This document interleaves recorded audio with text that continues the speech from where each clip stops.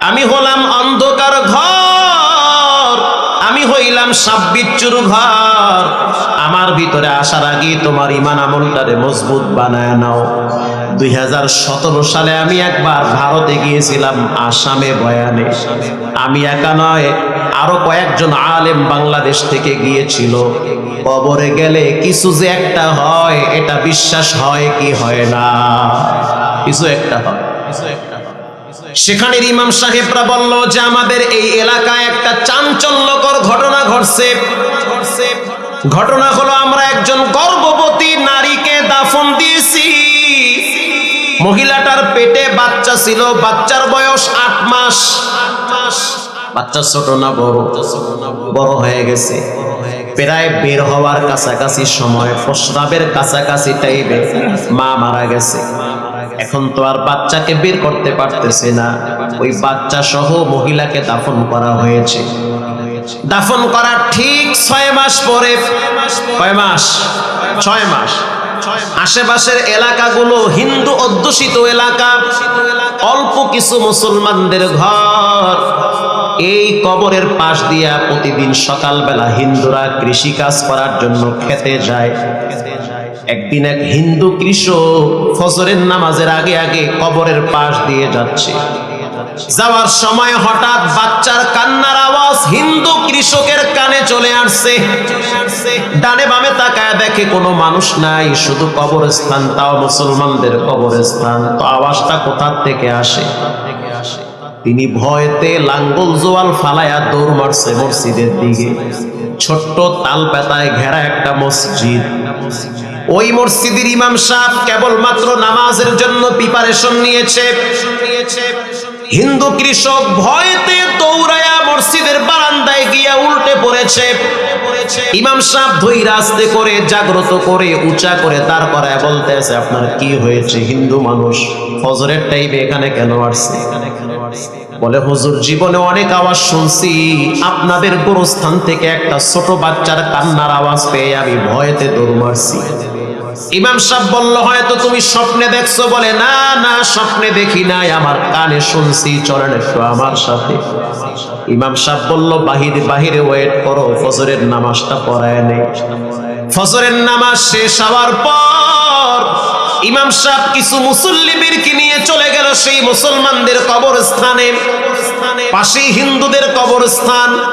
মুসলমানদের কবরস্থানে যাওয়ার পর আসলে ছোট একটা বাচ্চার কান্নার আওয়াজ আসতেছে। ইমাম সাহেব ডানে বামে কান লাগায় শুনে কোথা থেকে আওয়াজ আসে, কোনো তাল পাচ্ছে না যে আওয়াজটা কোথা থেকে আসে। হাঁটতে হাঁটতে চলে গেল একেবারে শেষ সীমানায়। সবে মাত্র কয়েকদিন আগে যেই কবরটার ভিতরে এক মহিলাকে দাফন করা হয়, ওই কবরের কাছে যত যায় তত বাচ্চার কান্নার আওয়াজ কানে ভেসে আসে। ইমাম সাহেব কবরের উপরে কান লাগায় দিছে, বাচ্চার কান্নার আওয়াজ জোরে জোরে আসতেছে। বুঝতে আর বাকি নাই, কাদের কুদরত দারি বরকামাল, আনতা রব্বি আনতা হাসবি জুল জালাল। যেটা কেউ পারে না সেটা একজন পারেন, তিনি হলেন কে? ইমাম সাহেব বলল, কি করা যায়? স্থানীয় কিছু আলেম ওলামারা পরামর্শ দিল, মাটি খনন করেন মাথার পাশ দিয়া। অল্প একটু খনন করার পর টর্চ লাইট মেরে দেখতেছে ছোট্ট একটা বাচ্চা মায়ের স্তন থেকে দুধ টানতেছে। ইমাম সাহেব এই দৃশ্য দেখার পরে আশ্চর্য হয়ে গেল। কবরটা অর্ধেক খনন কইরা বাচ্চারে টান মারতেছে। বাচ্চারে যখন টান মারে, বাচ্চা মায়ের আনজায়া ধরছে, ছুটতে চায় না, কারণ বাচ্চা বুঝছে যে এটা আমার মা, এখান থেকে আমার যাওয়া নিরাপদ হবে না। আল্লাহু আকবার। মিথ্যা নয়, আসামে গিয়ে শুনেন মানুষের মুখে মুখে ঘটনা। এই তো গত রমজানে গোটা পৃথিবী দেখছে, ময়মনসিংহের রমজান মাসে এক মহিলা পেটে বাচ্চা নিয়ে হসপিটালে যাচ্ছে, তার স্বামী সাথে আছে, ভ্যান গাড়িতে বসা। পিছন থেকে ট্রাক আইসা এমন জোরে ধাক্কা মারছে, মহিলার পুরুষ দুইজনে ছিটকে গিয়ে রাস্তার ওই পারে পড়েছে। পড়ার সাথে সাথে বাচ্চাটা কেমন যেন পেট থেকে খালাস হয়ে গেছে, রক্তাক্ত হয়ে গেছে। দুইজন রে হসপিটালে নিয়ে গেল। জামাই বউরে যখন ভিতরে মেশিন লাগাইলো, ডাক্তার বলছে আরো আগেই মারা গেছে। দুইজন রে মাইরা বাচ্চাটারে আল্লাহ পাক নিরাপদে বাঁচায়া রাখছে।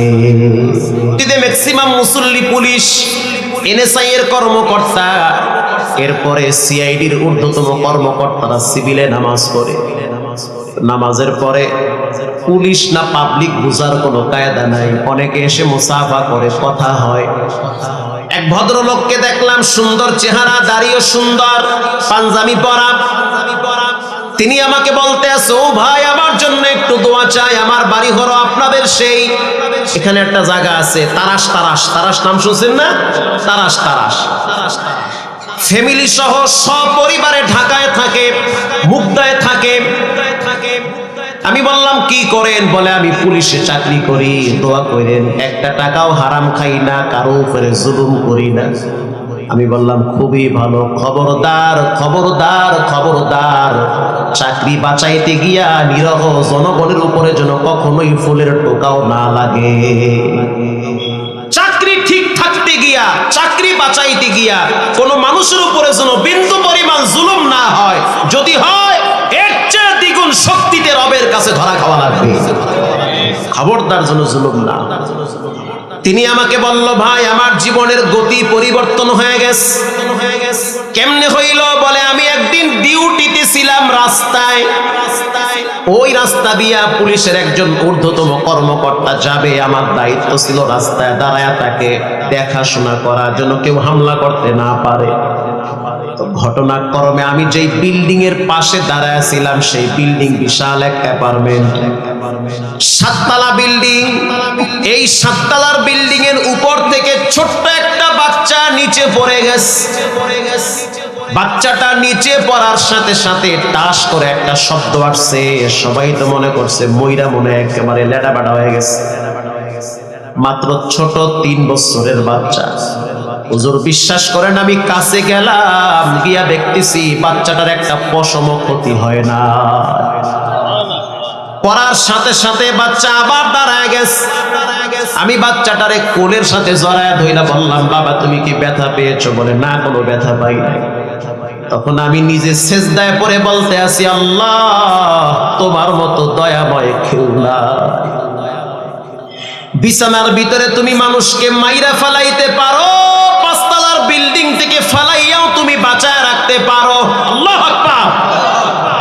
যেই রব তোমারে এখনো পর্যন্ত সুস্থ রাখতে পারে, আবার মাঝে মাঝে ঘুমের ভিতরে খারাপ স্বপ্ন দেখায় কি দেখায় না? মাঝে মাঝে স্বপ্নে দেখবেন যে দুশমন আপনারে তাড়া করতে আছে, অস্ত্র নিয়ে আপনাকে ধাওয়া করতেছে, আপনি দৌড়ান কিন্তু রাস্তা কমে না। যেই আল্লাহ স্বপ্নে আপনারে এত ভয় দেখাইতে পারে রে বাবা, ওই আল্লাহ মৃত্যুর পরে বাড়ির পিছনে বাঁশবাগানে এমন গোরস্থানে ফালাইয়াও শাস্তি দিতে পারে। পারে কি পারে না? এজন্য আসুন কথা একেবারে শেষের দিকে। আল্লাহর নবী বলেন, যখন একটা মানুষকে কবরে রাখা হয়, ওই কবরের ভিতরে 4টা জিনিস বন্ধু হয়। 1 নম্বরে কোরআন। সবাই বলেন কি? আরো জোরে বলেন। উদিআল মাইয়িতু ফি কবরিহি জাআল কুরআন। জানি না কোন ধন্য মা বাবার সন্তানদের জায়গায় কোরআনের প্রতিষ্ঠান হয়েছে। জানি না কার কষ্টের টাকার সিমেন্টের বস্তা মাদ্রাসায় লাগছে। জানি না কার 10টা টাকা মাদ্রাসার পথে ব্যয় হয়েছে কোরআনের জন্য। রাসূল বলেন, মানুষের মৃত্যুর পরে মাথার পাশে কোরআন দাঁড়ায় যায়, যুবকের রূপ ধারণ করে, আর বলে মাটি সাবধান, মাথার দিক থেকে চাপ দিবি না। ওয়াসসালাতু আন ইয়ামিনিহি, ডান পাশে নামাজ দাঁড়ায় বলে খবরদার, ডান দিক থেকে চাপ দিবা না। কোন মানুষ যদি প্রতিদিন একটা পুষ্করিণীতে 5 বার গোসল করে, ও যুবক জবাব দাও, ওই যুবকের শরীরে কোনো ময়লা থাকতে পারে? পারে? আল্লাহর নবী বলেন, কোন মানুষ যদি একটা বিশাল পুষ্করিণী অথবা নদীতে 5 বার ডুব দেয়, ওই মানুষটার শরীর যেমন কোনো ময়লা থাকে না, ঠিক তেমনি ভাবে কেউ যদি প্রতিদিন 5 ওয়াক্ত নামাজ পড়ে, তার শরীরেও তার আত্মায়ও তেমন কোনো গুনার ময়লা থাকে না।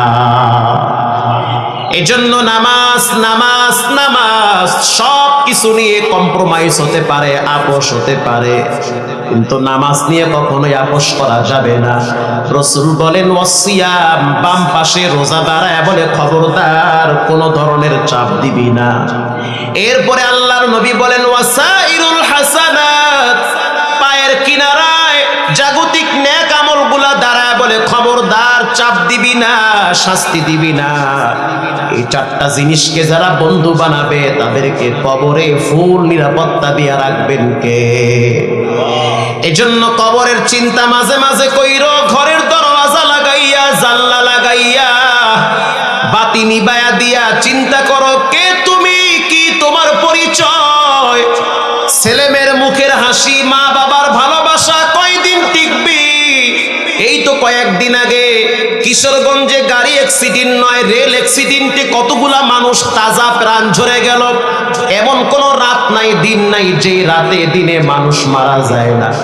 আজকেও আসার সময় দেখলাম লাশ ঘাড়ে নিয়ে যাইতেছে গোরস্থানের দিকে, আর এক জায়গায় শুনতেছে অ্যালাউন্স হইতে আছে জানাজা হবে একটু পরে। মানুষ কল্পনাই করতে পারে না যে একটু পরেই তার জন্য মৃত্যু অবধারিত হয়ে আছে। কোন দোকানে কাপনের কাপন চলে আসছে তোমারও জানা নাই, আমারও জানা নাই।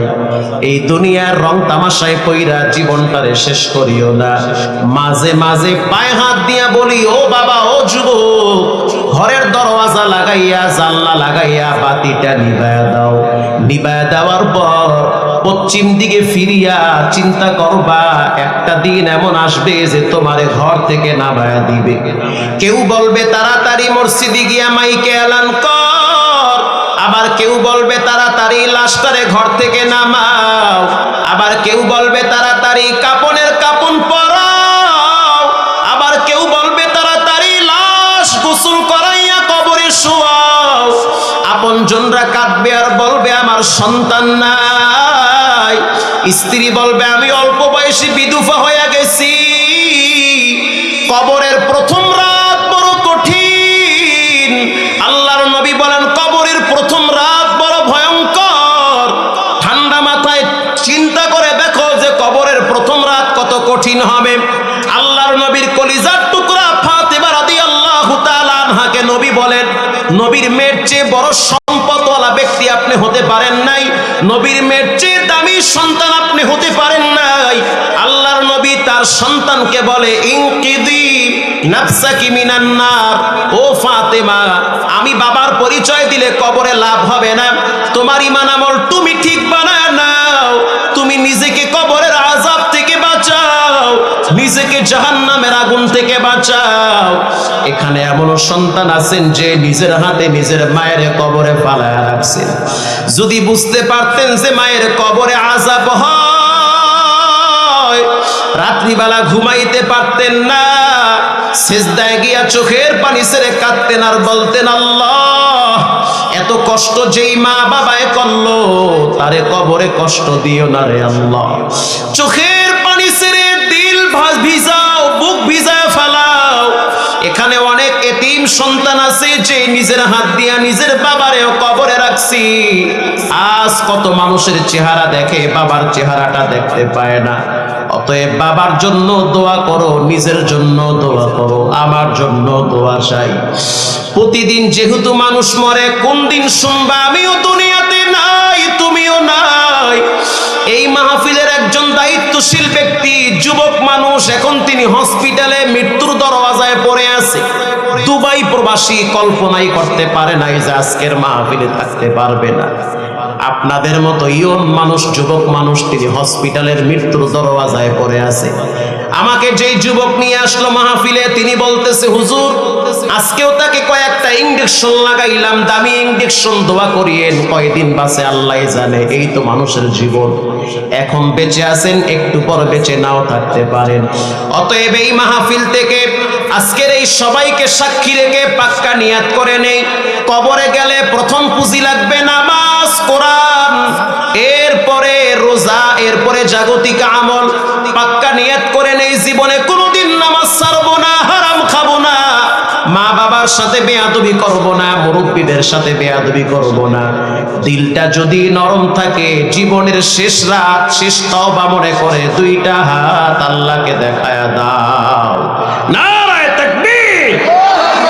আয় আল্লাহ, আপনি হাতগুলা কবুল করে নেন। জীবনে একবার হজ্জে বাইতুল্লাহর কালো গিলাবের সাথে লাগায় দেন, বলেন আমিন। এবার আপনারা বলেন, কবরে যাওয়ার পর পুঁজি হবে কয়টা? সবাই সবাই কয়টা কয়টা কয়টা? চারটা। বলেন এক নম্বর পুঁজি কি? আরো জোরে বলেন। চোখ দিয়া মোবাইলের দিকে তাকাইলেন, মাঝে মাঝে একটু কোরআনটা খুইলাও দেখেন। আল্লাহর কোরআনের চেয়ে শ্রেষ্ঠ সম্পদ পৃথিবীতে আর দ্বিতীয় আর একটা নাই। ঘষা লাগলেই মর্যাদা বাড়ায় দেয় কে? জীবনে যদি শান্তি আর সফলতা পেতে চান, কোরআনের সাথে সম্পর্ক লাগায় দেন। দুই নম্বরের পুঁজি হলো নামাজ। বলেন দুই নম্বরের পুঁজি কি? নামাজ পড়বেন তো ইনশাআল্লাহ? ইনশাআল্লাহ। তিন নম্বরের পুঁজি রোজা। বলেন কি? রোজা। চার নম্বরের পুঁজি এই যে দান খয়রাত করেন, জাগতিক আমল। রাস্তায় কাটা পড়ে আছে, উঠায়া ফালায়া দেন। রাসূল বলেন সাদাকা করার সওয়াব আমলনামায় জমা হয়। মানুষ হাঁটতে পারে না, বুড়া মানুষ কষ্ট হয়, হাতটা ধরে একটু হাঁটান, আল্লাহর নবী বলেন আমলনামায় সাদকায়ে জারিয়া লেখা হয়। মসজিদের ফ্যান নষ্ট হয়ে গেছে, টাকা আছে, ফ্যানটা ঠিক করে দেন। ঘুরবে মানুষ, নামাজ পড়বে, যতদিন ঘুরবে যতদিন নামাজ পড়বে সবের একটা অংশ কবরে যাবে। আল্লাহর ঘরে ঢুকার পরে দেখতে আছেন পাপোশ নষ্ট হয়ে গেছে, 200 টাকা দিয়ে একটা পাপোশ কিনে দেন। যতদিন মানুষ সিজদা দিবে ততদিন সওয়াব আমলনামায় জমা হবে। এগুলো ভালো কাজ, জাগতিক আমল। ঘরে গিয়ে আব্বার চেহারা দেখেন, মায়ের চেহারা দেখেন, আমলনামায় সাদকায়ে জারিয়ার সওয়াব, হজের সওয়াব লিখে দিবেন কে? আল্লাহ তাআলা। সম্মানিত হাজিরিন, 4 নম্বরের পুঁজি হলো জাগতিক আমল। এই 4টা পুঁজিকে আল্লাহ আমাদেরকে বন্ধু বানায়া এরপরে কবর নিক, জোরে বলেন আমিন। এই মাহফিলটা হওয়াতে আমরা খুশি না বেজার? আরো জোরে বলেন। এই গোরস্থানে এখানে আপনজন এরকম কেউ আছে যে আমার আপনজনরা এখানে শুয়ে আছে, এমন কেউ কে আছে? একটু হাত তুলে দেখাবেন। মাশাআল্লাহ মাশাআল্লাহ। আপনারা এসেছেন, আত্মার টানে এসেছেন, রক্তের টানে এসেছেন, যেহেতু আপনজনরা শুয়ে আছে, আপনাদের দিকে তাকায় আছে, তাদের জন্য একটু দোয়া করবেন, কিছু ভিক্ষা পাঠাবেন, এই জন্য আপনাদের দিকে তাকায় আছে তারা। দোয়ার সময় পাঠায়া দিয়েন যে আল্লাহ আজকের মাহফিলের সওয়াবটা আব্বার কবরে পাঠায়া দাও, মায়ের কবরে পাঠায়া দাও। তো থাকলে তো চিকিৎসা করার লাগতো, আব্বা আম্মা, মা থাকলেও খাওয়ানো লাগতো, চিকিৎসা করার লাগতো। আলহামদুলিল্লাহ, আমার 2টা জান্নাত এখনো জীবিত আছে, দুনিয়ার জান্নাত। একটা হলো মা আর একটা হলো বাবা। আলহামদুলিল্লাহ, এর চেয়ে বড় নিয়ামত পৃথিবীতে আর নাই। আমার স্ত্রী আমাকে টেলিফোন 5 বার করলে, আমি আমার স্ত্রীকে যদি 3 বার ফোন করি, আমার মাকে আমি 10 বার ফোন করি। আলহামদুলিল্লাহ, আমার স্ত্রী আমাকে যদি 10 বার ফোন করে, আমি বলি আমাকে ফোন করা লাগবে না, আমার মাকে আগে ফোন করো। আমার খোঁজ খবর নেওয়ার কোনো দরকার নাই, কান টানলে মাথা আসে, কথা কন না গা? মায়ের খবর নাও। আমার মা, আমার জান, আমার কলিজা, আমার হাত, আমার বেঁচে থাকার শক্তি, আমার সম্মান, আমার ইজ্জত, আমার যশ খ্যাতি, আমার বাড়ি গাড়ি সব আমার মায়ের পায়ের নিচে দিয়েছেন কে? আল্লাহ তাআলা। কখনোই বেয়াদবি করবেন না। বেঁচে আছে, সুস্থ আছে, 2 হাত ভরে খরচ করি, আলহামদুলিল্লাহ। আমার আব্বা আম্মাকে এখনো যদি কেউ বলে যে আপনার ছেলে কেমন, চোখের পানি ছেড়ে কেঁদে দেয় যে আমার কলিজার টুকরা, এটা ফেরেশতার চেয়েও ভালো। মায়ের ধারণা, আসলে তো আমি ভালো মানুষ না, কিন্তু মায়ের ধারণা এটা। তো মায়ের কাছে আপন হন। স্ত্রী আজকে থাকবে না, কালকে চলে যাবে, কালকে থাকবে না, আজকে চলে আসবে, ঠিক ঠিকানা নাই। কিন্তু মা এমন জিনিস, যতদিন বেঁচে থাকবে ততদিন আপনার জন্য জায়নামাজে চোখের পানি ঝরাবে। আপনি এতদূর আসার পিছনে সম্পূর্ণ অবদান আপনার মায়ের, ঠিক না ব্যাঠি? আপনার মায়ের।